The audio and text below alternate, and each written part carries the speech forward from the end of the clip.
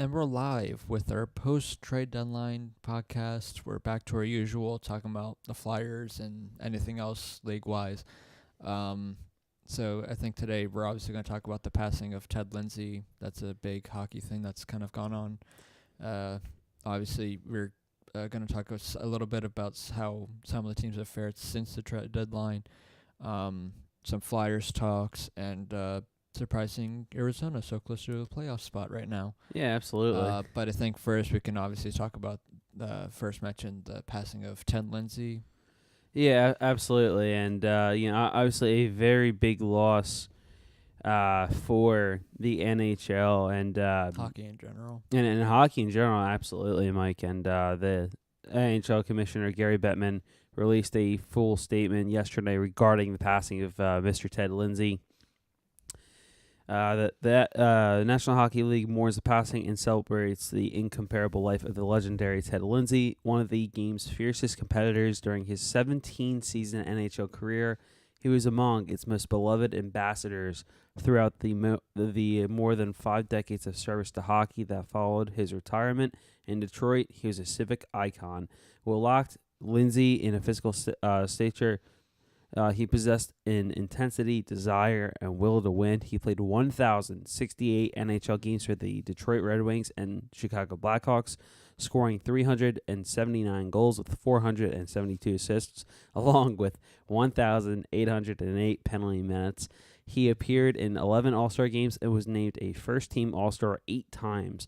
Terrible Ted won the Art Ross Trophy as the league's scoring leader in 1950 and as a driving force on the dynastic Red Wings teams of the 50s, including the left wing of the famed production line. He won the Stanley Cup 4 times. He was also named to the Hockey Hall of Fame in 1966. He did have his jersey retired by the Red Wings in 1991, the famous number 7, and was named one of the NHL's top 100 players during the league's centennial celebration back in 2017. Well deserved. So absolutely, he will be very missed. There's no one quite like Ted Lindsay. Everyone sends their condolences to Ted's children, Blake, Lynn, Meredith, and his stepdaughter Leslie. His 6 grandchildren and his 3 great-grandchildren join them in marveling at his incredible life. Ted Lindsay, you'll be very terribly missed, and it was just great to have him in the game that everyone loves today. That production line though in Detroit was filthy. Oh my God, it was unbelievable. It's it's I know, hard to believe. It really is. It's Detroit, and that's something I've always admired about Detroit's franchise. The entire, I know, which is weird now, I think, for maybe older Detroit Red Wings fans to realize, because for the longest time, how long did their playoff streak go on for? At least 22 years, 27 like even. That, a long time. But for them to be right now second to the bottom in the East, that's got to be a surprise to them. 25 seasons to be exact. 1990 to last 1991 through 2015, 2016. I know that doesn't really around Ted Lindsay's time, obviously, but still. But just the entire franchise franchise is remarkable.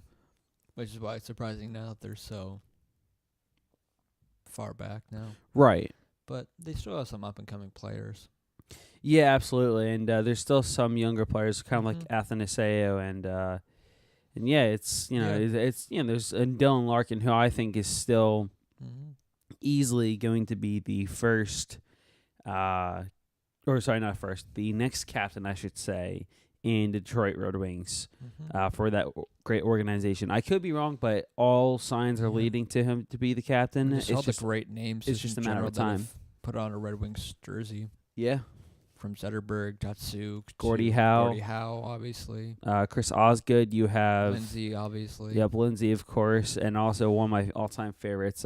Besides Brendan Shanahan, you have Dominic Hasek. Nicholas Lidstrom, too. Lidstrom as well, another one of my fan favorites. Stevie Yzerman, and so many legendary players who played almost their entire career on Detroit. Which is just think something Jimmy Howard wants to do, too. Yeah. Which is probably why they didn't trade him. I agree, and I admire them for that, because one of my favorite things is when I see a player who stays with a team for their whole career. exactly, Which is something I think most, just to kind of turn it towards the Flyers, but people were thinking of Wayne Simmonds was going to be that way just because of him. But right now it's Drew, obviously, because oh yeah, I don't see Drew putting on another jersey. no, anywhere. definitely not.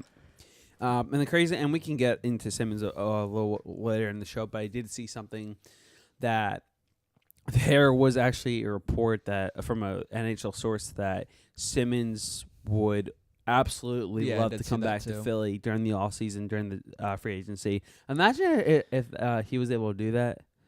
That'd be great, but he's gonna have to. If he wanted to come back, he'd have to take a lot less than teams would be. I think so, and also depends on the Flyers cap situation. But we can get into that absolutely a little bit later. First, I have to definitely acknowledge the passing of Mr. Ted Lindsay. It's a big loss in the hockey community, so felt like we should probably start it off. Oh, absolutely, 100%. And then other quick NHL news just around the league, kind of injury-wise.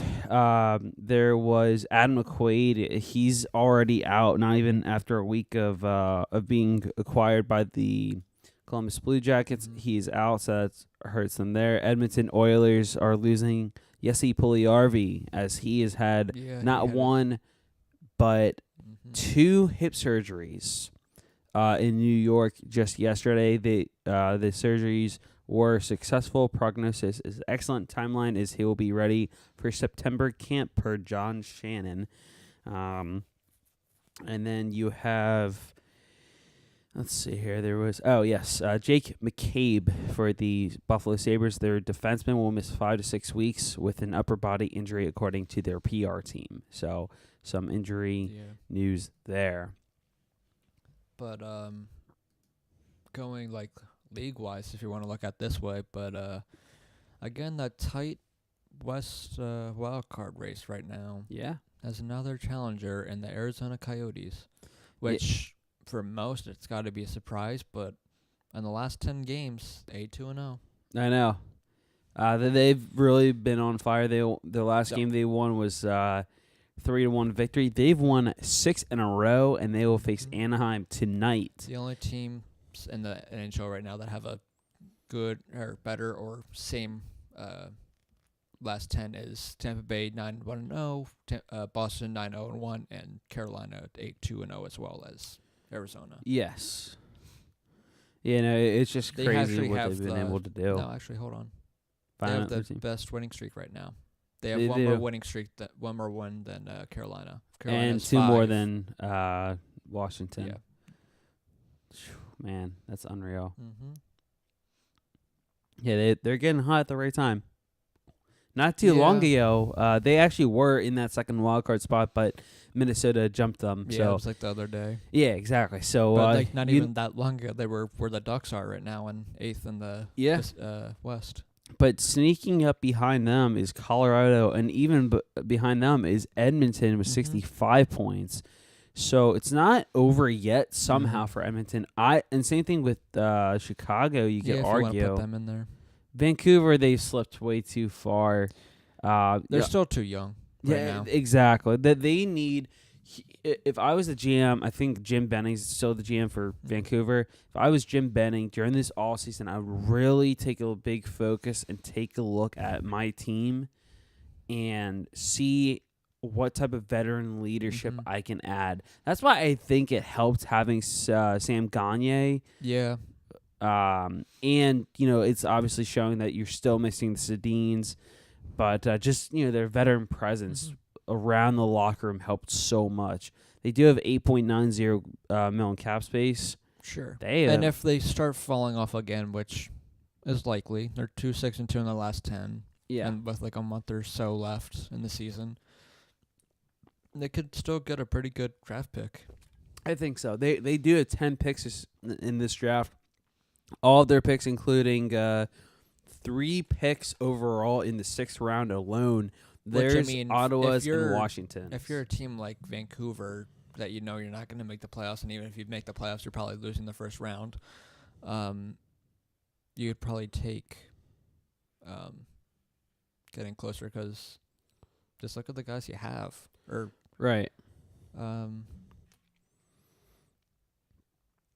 For Vancouver? Mm-hmm. Yeah, you get Bo Horvat. Now I have Tanner Pearson. Oh, yeah, Pearson. Tyler Mott is a young player I really like. Elias Pettersson, of course, who's most likely going to win the Rookie of the Year Calder Trophy, which hands down deserves 100%. Mm-hmm. Brock Besser, Nikolai Goldobin isn't too bad of a player either.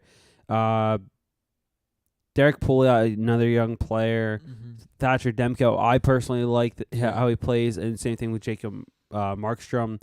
What really hurts them right now is they have injuries to Jake Virtanen, Chris Tanev, and Brandon Sutter, along with Bart Shee. Those are the biggest assets, and that's a huge reason why they're in the position where they are. But still, if you add another piece, I mean, it's obviously not going to be what's his face? He was supposed to go first overall, but Jack Hughes. That's what it was. They do. That's what I meant to bring up for Vancouver. His brother Quinn Hughes, who is a current prospect, who plays for Michigan, for Vancouver, of course. Once Michigan season is over, it is reported that he will go immediately to Vancouver and start playing, which is going to be pretty cool.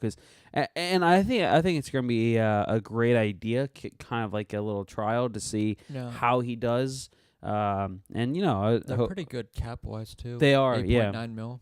Yeah, and if they really wanted to add like another young person, this is what I would do. Yeah. NHL GM wise, if I was the GM, you have 3 6-round picks. You have a bunch of picks this season. Exactly. This upcoming draft, I want to maybe try another first. See if it might be a little. Yeah. Really push to get another first, if not definitely a second. Yeah. Just so you can add another piece to adding another piece. Right, because look at so for the average age for their forwards alone is 25.6. Their average age for defensemen is 27. Their goalies is 26. Yes.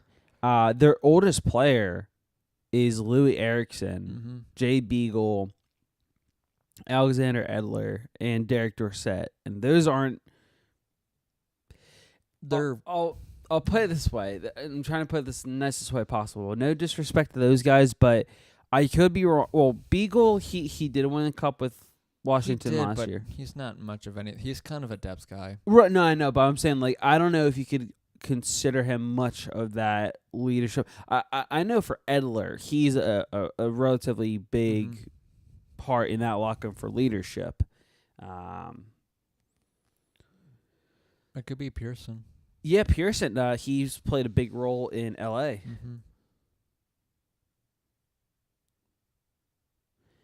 But it's obviously it's tough to see. But Elias Pettersson, once he starts becoming better, he'll easily step up and earn that alternate captain role. And probably not shortly after a captain role.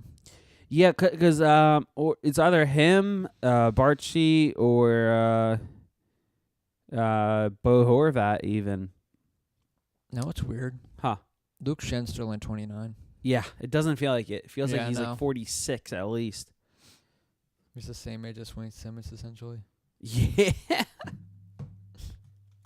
That's a weird way to think about it, but it's so true. And Dosato's only 28, which is I also know. weird. Oh my gosh. Another thing though, because during our first part of the trading trade deadline specials we did, we were talking about the Islanders. Yeah. And I said how they would probably not fall out of the playoffs race, but now thinking about it, if there was a team that were to fall off, I would probably say the Islanders. Yeah, it's look how as much as Matt Barzal is great and everything, he can only do so much. That Flyers game, the Flyers did not look good at all, and they just destroyed. Yeah, I was gonna say they looked pretty bad, and yet they still did great on 10 forwards too. Yeah, because they had Voracek out at the beginning of the game, and then Patrick got hit up high with the puck. Yeah, and he got stitches for that. Yeah, Well, we'll see what happens. But I feel like they're this year's New Jersey Devils from last year. Mm-hmm. Yeah. Because just look at the Devils this year and how much they've fallen off from last year. Yeah. I mean, obviously losing Hall is a big one, but still, I kind of feel like because the Islanders had the worst defense last year, and this year it's obviously much improved, but the lineup's still relatively the same, and obviously a lot of it has to go to Barry Trotz. Yes. And why they're doing so well. I think Trotz is easily going to win the Jack Adams Award. Yeah, I don't know. I don't see why anyone else would. So look what he's done with the team, especially without a star player in John Tavares. Imagine what he could do with John Tavares. Right. That's weird because they're doing better without Tavares than they did with him. Exactly. That's the point I'm making. It's just bizarre. It's weird. And don't look now, but honestly, I think you have a point in Islanders kind of falling off there because fell off the first. Because Caps are up by 2 on them. Look how far back Carolina's right behind them with 3 points. And there's only a point behind for the wild cards. Yeah. And behind in Pittsburgh, Montreal, tied in points for 77 apiece. And if you look at these teams right behind them and around them, yeah, they're 4-5-1, 7-3-0. Washington 8-2-0. Carolina that we talked about earlier. They're 6-2-2. Pittsburgh 4-6. Montreal 4-6. Columbus, and then there's 7-2 Flyers if you want to put them still in the race. I think the cutoff is the Flyers. The Flyers, yeah. Unfortunately, that was a huge blow of a loss for the Sabres in their game against Philly last week, or over the weekend, I should say. And I think that's kind of the turning point right there. The only thing that really helps hurts the Flyers, though, if you want to put them in there, is losing to Columbus. Yes, I was just going to say that. They don't play them. That was their last game against Columbus. That was. And I mean, it's great that you got a point, but you still lost. Exactly. So that really hurt. You don't want to have 3 points, but still. Because out of that whole road trip, because they got 5 out of 6 points, so that's not terrible That's either. not bad at all, yeah. But put it this way, though. If Columbus did not win that game, Philly's only 2 points back in 7-3. Right. And that's a big help. Yeah. Especially with the schedule coming up, which we'll talk about a little later. And then the Flyers will only be out of spot by 4 points. Mm-hmm. Yeah. Yeah. Looking at it now, I'm not sure if... Do you think both... I guess more, since we're in the East now. Do you think there's any change with playoffs where these teams are? Because if I do believe Atlantic staying put easily, because literally the next team, the only thing that can flip is possibly Toronto and Boston, but that's about it. Right. Either way, they're playing each other in the playoffs. Yes, but all I know is that the Atlantic is set. Tampa, Boston, and Toronto are all making the playoffs. That is a lock. That's been a lock all season because there's no the closest team to them is Montreal at 77. Is Montreal? Yeah, that's right. I keep thinking Buffalo, Florida, but yeah, and that's literally 9 points out of the third spot. Unless one of those teams have a colossal collapse, it's staying put. Yeah, even if. Yeah, even if they do, it might not be enough time. Which actually is probably great for Tampa Bay. Kind of is that with how great they are right now, over 104 points. You can kind of start with 16 games left. As the season still kind of rides down, you can kind of rest some of your players so they're ready for the playoffs. And I think that will be a huge advantage for Tampa Bay because look how hard you can easily say Boston, Toronto too if you want to put them in there, unless they want to try to battle for that second. The only reason they would is home ice advantage. Yeah, but then again, it's. No team really has that much home ice advantage anymore. You can argue some teams. Yeah, you can argue like the teams like Nashville, Vegas, even Winnipeg. Winnipeg, yeah. Besides those 3 teams, it's like, yeah, it's great and all, but they're loud and everything, but not as loud as them. But yes, but it's just at some point, I feel like it's just noise, whether you're home or not. Because either way, you're getting cheered on for your team or you're getting booed. Yes. So either way, you're it's just hearing noise. You gotta either yeah. block out, or you still kind of block some of it out and just try to play your game. And you hope But no it's one just throws positive their or negative. bands on the ice. Yeah. Yeah, and did you see that? I'm highly disappointed in Islanders fans. Highly disappointed. Because you saw like the reception they gave to Tavares, right? They booed the crap out of him. I mean, I get it. yeah. But at the same time, like, don't go throwing jerseys at him as he's walking off the ice. Like, yeah, booing's one thing, but when you start, if I want to put it like another sports weather, it's like when LeBron James left Cleveland to go to Miami. Yeah, yeah, everyone was pissed. Oh, absolutely. But then he came back. Oh, he's back. Yeah, and then he won a championship. It's like, oh, it's forgiven. Yeah, and then he left again. Yes. It's just my thing. I mean, and also they're throwing plastic snakes. It's like, who does that?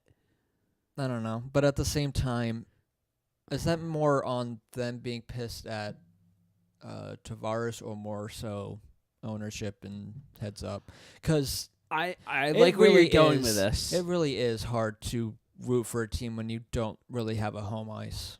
Yeah. Because right now, for the rest of the season, it's the Coliseum. But if they make the playoffs, they're playing in 2 stadiums. Yeah, they are, because they already announced that the first round would be. Mm-hmm. Is it the entire first round, or just the first 2 games in the Coliseum? First two. Okay. Or at least 2 of them are. Yes. Yeah, but it's like it's hard. I mean, I don't know how far, because I don't live in New York. Obviously, right. I'm not great at geography. Who is? Obviously from Long Island to Brooklyn, it's a little bit of a difference for just a little bit, but still, because it's pretty big. I think I remember asking a buddy of mine who happens to live in New York, and he said it's kind of a bit of a drive, and it's because it's from Long Island. It's a bit of a drive from what I remember him telling me. But my thing is just, like, because you brought up the interesting point earlier, is like, would you be more mad at like Tavares, or like in this case? Oh yeah, it is. Yeah, it's like at least like an hour or 2, right? Yeah. An hour and a half. Yeah, exactly. Depending on traffic. Yeah. Like literally, I could get to Philly faster. Yeah. Which is nuts. You can go to Philly and back faster. Exactly. But it's like, the fact is, who would I? Because I know they're getting a new stadium now, because I think that's why Tavares left. That's honestly my thinking of why Tavares kind of left. Obviously, money might have played a little bit, and also obviously he grew up a Maple Leafs fan, right? So he went to the team he grew up with, yeah. And then also playing with young guys like Matthews, Marner, playing with Marleau. That, and he felt, okay, going forward, which one do I feel gives me a better chance of winning? Also, I think if you're playing in 2 stadiums in their homes, 2 stadiums, it's hard. Yeah. I know it's like, 2020, 2021's when they're getting the new arena? Something like that, yeah. That's still a little ways away. Yeah, and I agree with you on that one for sure. I think there's so many factors that went into that decision. I know. And all of them you just mentioned, including because for the longest stadium, time, I always felt like it's head on the nail. It's like Arizona in the West. Like, they were always the team I always felt. Yeah, if something's not right there. Moved, it would be them. Yeah. Oh. It's just so much just goes into it, though. But it always brings me up to this point too, because I always think about really means nothing, because I just think about it like, okay, so there's Philadelphia, and then there's the Rangers, Islanders, and Devils. Obviously, like, South Jersey is Philadelphia. Mm-hmm. And most of North Jersey is what? The Rangers, would you say? Yeah. So where's the Devils fans fit in there? Like Central Jersey, somewhere around there? I think they're Central, just right outside New York, too, because they're in Newark, Delaware, right. which is really just looking outside of New York City.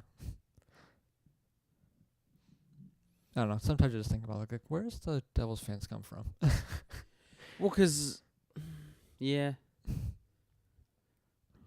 I gotta think about that one. Yeah, I know. Because I went to East Stroudsburg again, and it was literally like in the middle of everything. It was we got everything from Philly fans to New York to New Jersey fans. It's crazy. I mean, even in Bloom, you had a mixture of Pittsburgh, the Penguins and Flyers, and even a little bit of Rangers. Yeah.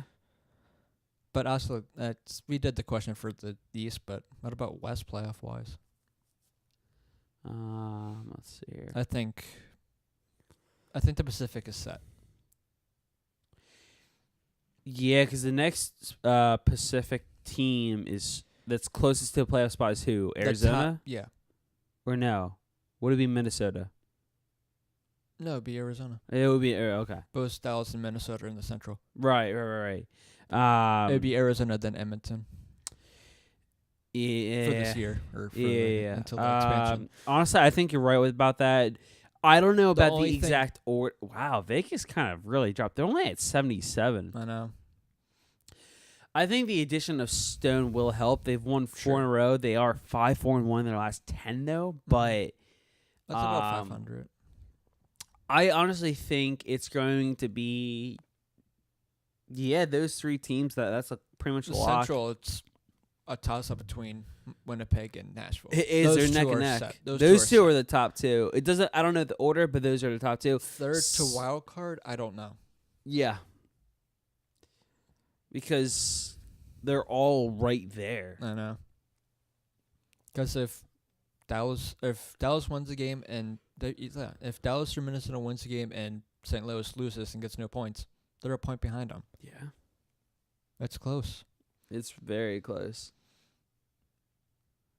So St. Louis, or I don't know if they would, but they could, like last year, fall right off a playoff spot. Right when and then Arizona, Dallas, they have almost identical records. Same thing with you could argue Minnesota because Arizona is 32-28-5, Dallas 33-27-5. The only thing that differentiates them is one win, one more win, and one less loss. And then for Minnesota, they have the same amount of wins. They just have 1 less loss, but 2 more overtime losses. Yeah. It's crazy. It is. But I think... Arizona's good in the shootout. Yeah. 4-1. Nashville's pretty solid. 3-1. Dang, the Cavs are 4-1. Tampa's 6-1 in the shootout. Wow. The Rangers go to the shootout a lot. They're 6-3. Oh, yeah. Which is usually the Flyers, but the Flyers have only been to 3, which is a surprise to me. And not only that, but they have a winning record. I know. It never happens. No. Especially with the goalie carousel that they have going on right now. 8 goalies now. But I guess we can kind of turn our attentions to the Flyers and everything. And I want to, because I just thought of this. I lost it. Damn it.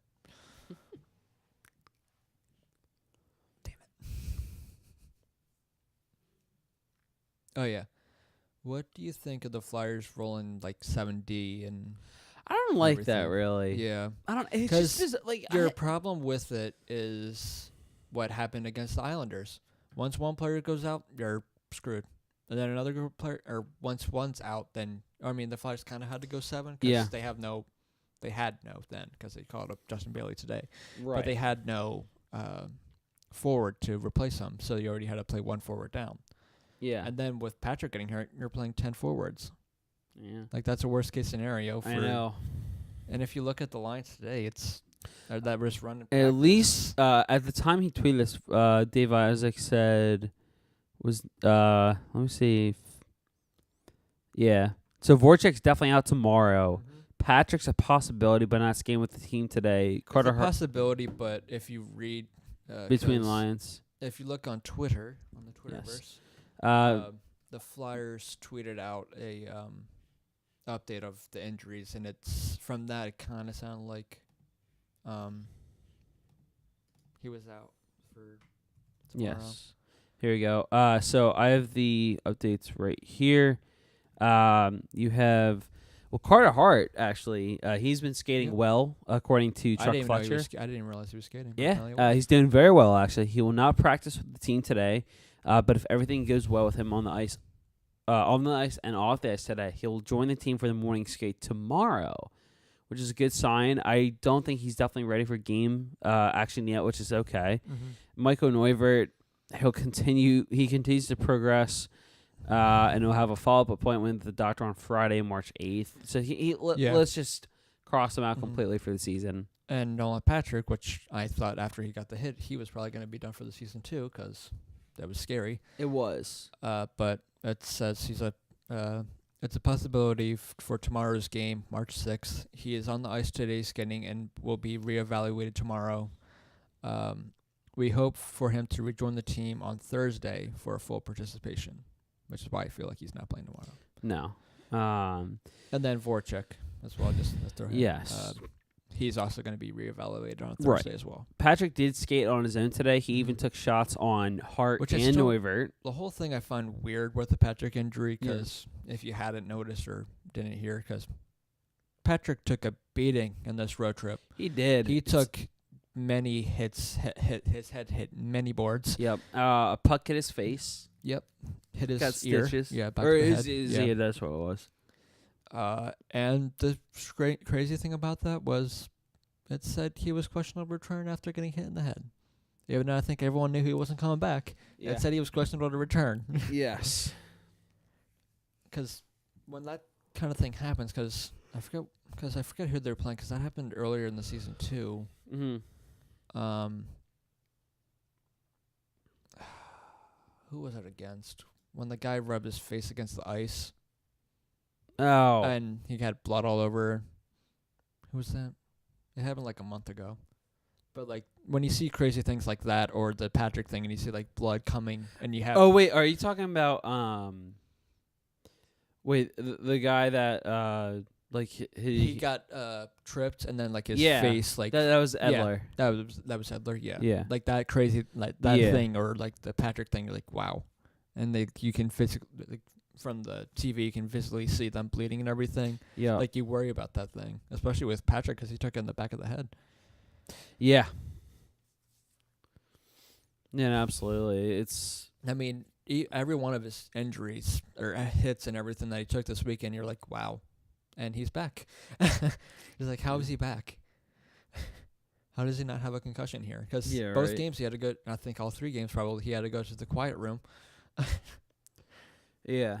What did you think of the suspension? It's.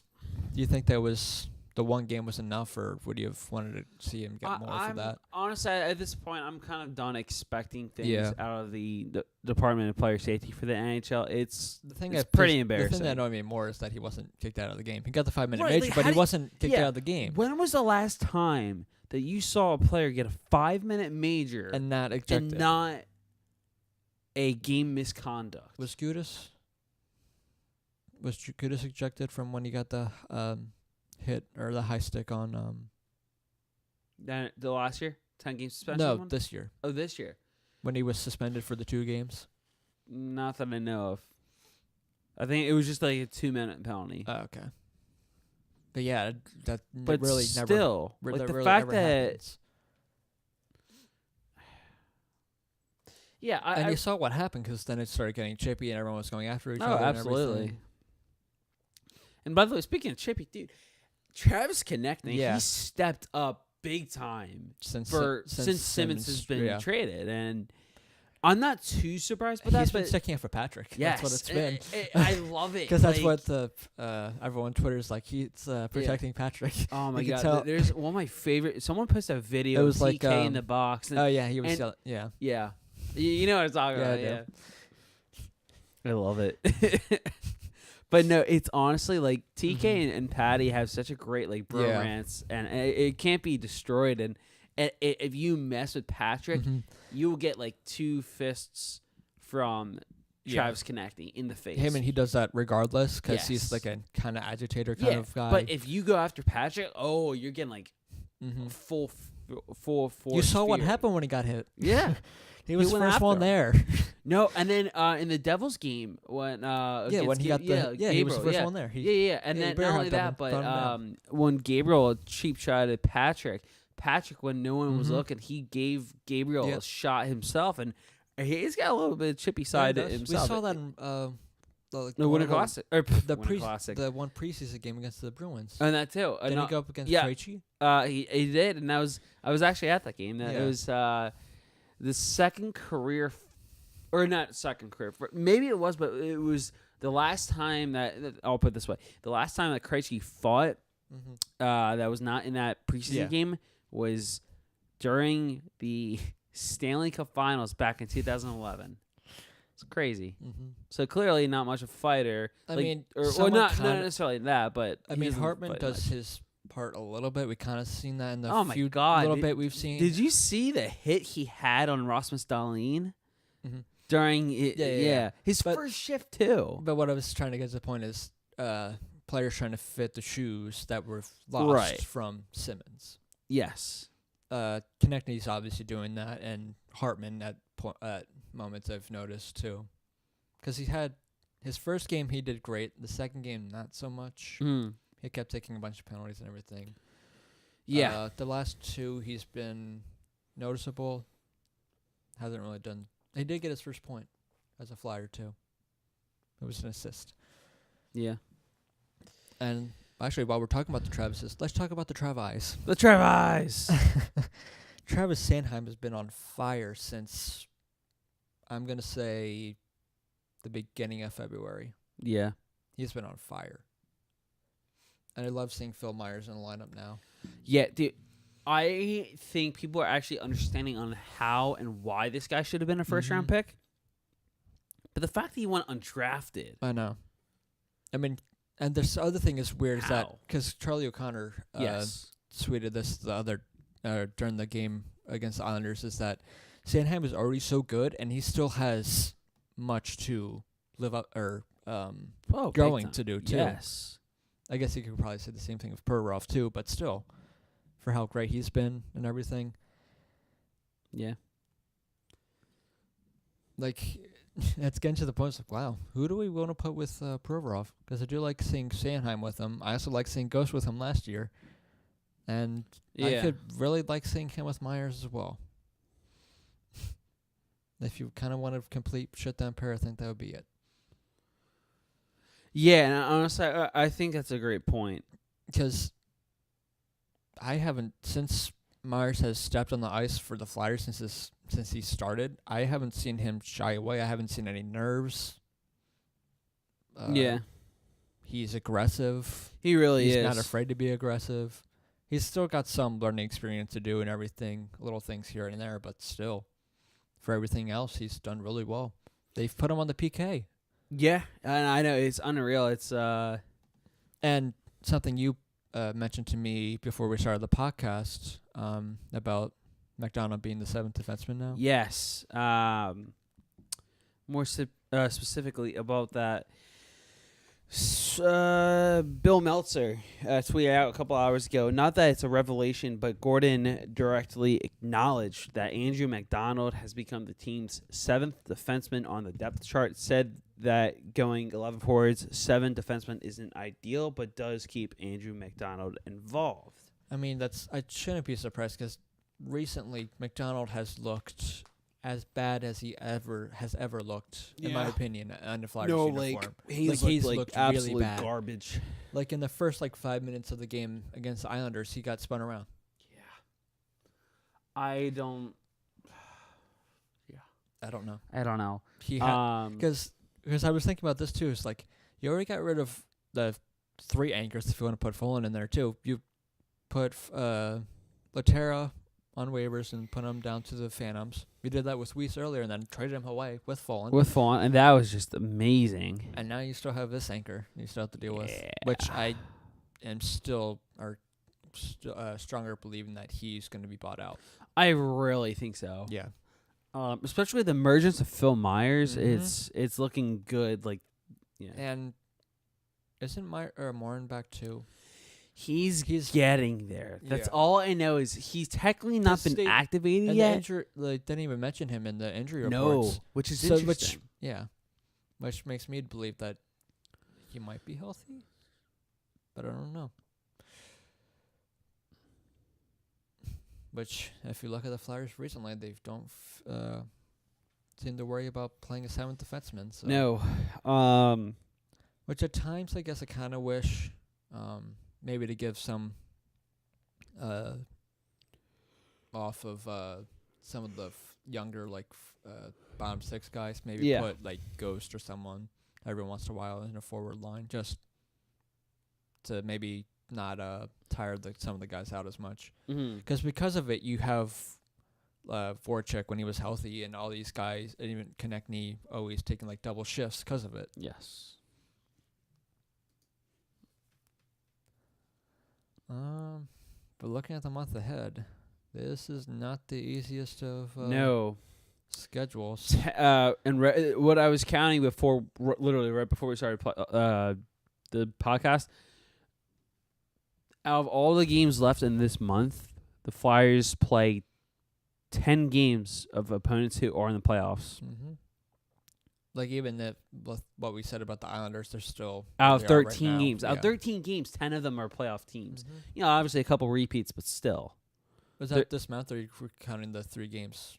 Because there's 2 more there in Dallas and St. Louis and Carolina. I wasn't even counting those. Yeah, but yeah, there's 3 more as well. Yeah, so literally, what did I say? 10. So 13. Mm-hmm. 13 playoff teams out of the final 16 games were playing playoff teams. The teams that aren't in the playoffs, and that is the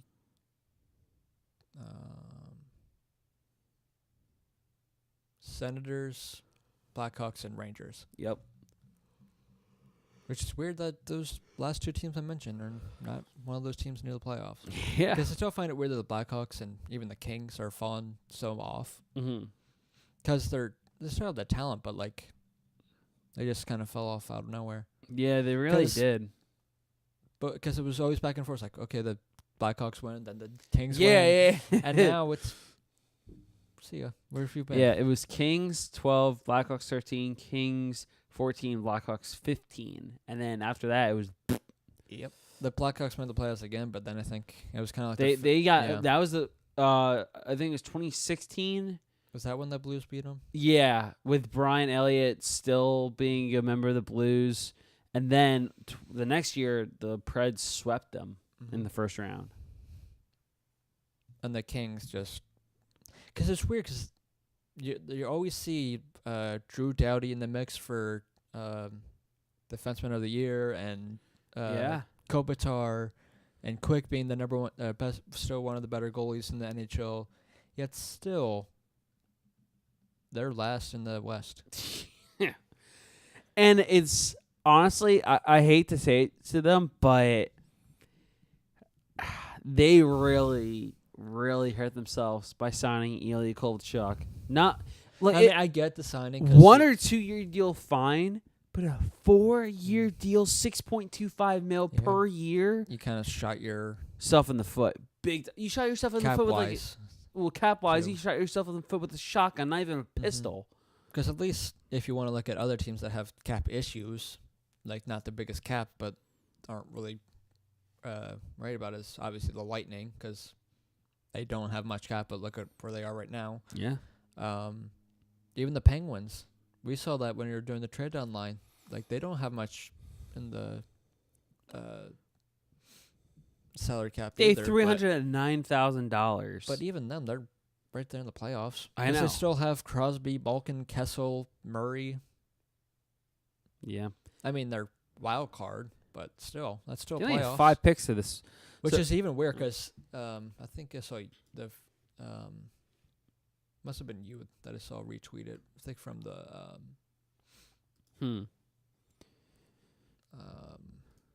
or maybe you liked it from NHL.com or whatever. Or was it regarding Tampa? No, it was regarding the playoff pictures. Oh, yeah. I might have liked it. Let me see, because I know you're talking about. Yes, the playoffs started today. It would be. Well, this is from yesterday, from Greg Wyszynski, senior writer at ESPN. Yeah. Starting in the West, it would be Flames going against the second wild card in Minnesota. Yep. Then it would be San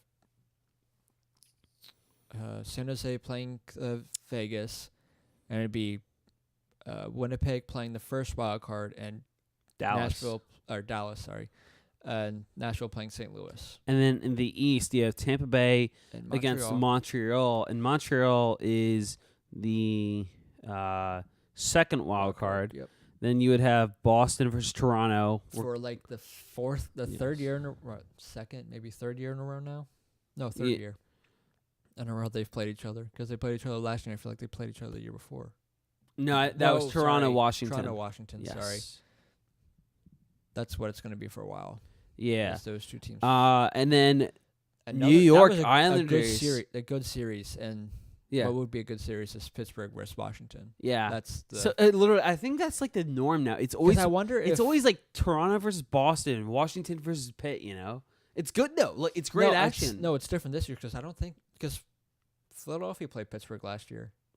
Then they played Washington. Sorry, but it's always the second round. It's never the first round. Yes. This year it's the first round. But still, like you know what I'm saying. That like right, it's like and a then norm. The two surprises to me is the Islanders and Hurricanes. Yeah, and just seeing those two teams in there. That would and be neither weird. Neither one of them is a wild card. I know, but didn't the thing would be with this one, Islanders Carolina? That would be such a weird playoff series, but yeah, I think that would be one of the more highly entertaining ones. It probably would, but then at the same time, it's like either Pittsburgh or Washington. I can see beating them, either one of them. Oh, hands down for sure. Here's my thing, honestly. But if you look at the other way, it's like okay, Carolina is getting hot at the right time. They're figuring things out. Like last year. Tampa Bay Boston was a good series to watch. It went to 7. I love that series. Mm-hmm. That was probably one of my favorites. Then Tampa Bay Tampa and Washington went to 7. That was a hell of a series. Pittsburgh, my God. Caps went to 6. Yeah, which is kind of a shocker to be honest. And the year before went 7. But just imagine a Tampa Bay and Tampa Bay and Toronto. I would love that. Please give it to me, hockey guys. I need Tampa Bay and Toronto. The only thing is, though, give me that matchup. I think Tampa Bay might destroy. It would be fun to watch, but it would be so fun to watch. Just that's the only thing is that Tampa Bay and Boston. It's fun. It goes 7 because Boston has a pretty good defense in McAvoy, and Chara still can. At his age, can still do pretty well. Mm-hmm. I mean, Toronto has added a couple pieces to their back end, but still. Well, really, it's just Muzzin they add. Yeah, but still, that's a pretty decent ad because you have him, Muzzin and O'Reilly if you really wanted a pair. Yeah. And the playoff wise, if you want to put a. And you gotta, and I think it helps having Muzzin because not only has he won a cup, but he has quite a bit of playoff experience. Well, Toronto's filled with playoff experienced players. Tavares, Marleau, Muzzin now. Well, I'm saying like more of a veteran presence role. Yes, at least on the back end. It helps bring that to him. But honestly, I would love another fun one is what I would like to see is what would come out of San Jose, Vegas. Honestly, I think San Jose would just get revenge and kick them down. I don't know. I think that's a toss-up. That could be another one that could see go 6-7. It definitely could. I think San Jose, as of right now, still has the upper hand. For both Winnipeg and Nashville, I think those are going 4, maybe 5. Yeah. Well, it's also very important for the Flyers for the Preds to at least even win a series, which I think they'll easily will. I think they could easily beat St. Louis, or if it's no matter who they play, they're gonna beat them. I honestly, I think they can sweep them. They take the first overall and they play Arizona, they could easily take that too. Yeah, sorry Arizona, but the reason why it's so important is because the conditional 4th round pick for the Flyers in next year's draft, not this upcoming draft, but next year's draft, is if the Preds win a playoff series this year. Then that conditional 4th round pick becomes a 3rd round pick. But it's hard to believe the season is slowly winding down. Yeah. 16 games. I don't like it. I know. But then playoff hockey begins, and I love it. Playoff hockey is just the greatest. I absolutely love it. Yep. But will Columbus be in it or not? Will Philadelphia... If the Flyers can somehow go. I don't see them continuing their streak of 7-2-1 or whatever it is, their last 10. If they can at least go, they have to go a little better than the 500 actually. Then they might. Actually, no. If they keep at the pace they're going, then they could possibly make the playoffs. Yeah. Just depending on how other teams kind of fold around them, but Yeah. because you have 2 more games against the Islanders, and if you can beat them as easily as you kind of did against them the other night, that's 6 or 4 points there. Right. Like, that's the only good thing. Like, the schedule's hard now, but the good thing is you're playing Metro teams. Yeah. So when you play, I mean, you're not going to catch Capitals, but it's good that you can kind of keep points away from Washington or whatever, or New York, or even Pittsburgh when you play them again. Right. Yeah. Right, so wasn't a hockey game tomorrow night against the Capitals? Yes, there is. 7:30. 7:30. That's actually on NBCSN. Yeah. So for the Flyers, they got a few games coming up. They had a weird schedule last week, where it was a Thursday game against the Islanders, then Friday in New Jersey against the Devils, Sunday against the Island. Yeah. The Islanders. Wow. Oh, yeah, I'm sorry. Buffalo was the Buffalo. Thursday game. That's what I meant. Yeah, Buffalo, New Jersey. And Yes, Islanders. But yeah, so Caps at Flyers in Philly at the Wells Fargo Center. 7:30 start tomorrow. 97.5 The Fanatic if you're listening on the radio, or NBCSN. And then you have the Saturday matchup, Flyers at the Islanders. Again, their second meeting out of 3 this month alone. 7 o'clock start, NBC Sports Philadelphia, or 97.5 The Fanatic in New York, well, Brooklyn, yeah. So those are Coliseum. the upcoming games. At the Coliseum, thank you. Yeah, so those are the upcoming games right there throughout the rest of the week. Yeah, it's getting closer to playoff times where now you actually kind of have to look at the standings. Yeah. As much as the Flyers don't, but the Flyers, for like at least since the calendar has changed to January, it's kind of been, it's kind of playoff atmosphere now. All right. We need to. Because we haven't done it in a while, to close out the podcast, fun prediction time. We have not done one of those in a long time, I think. For the game tonight, or just in general, or tomorrow night? Tomorrow night. In general.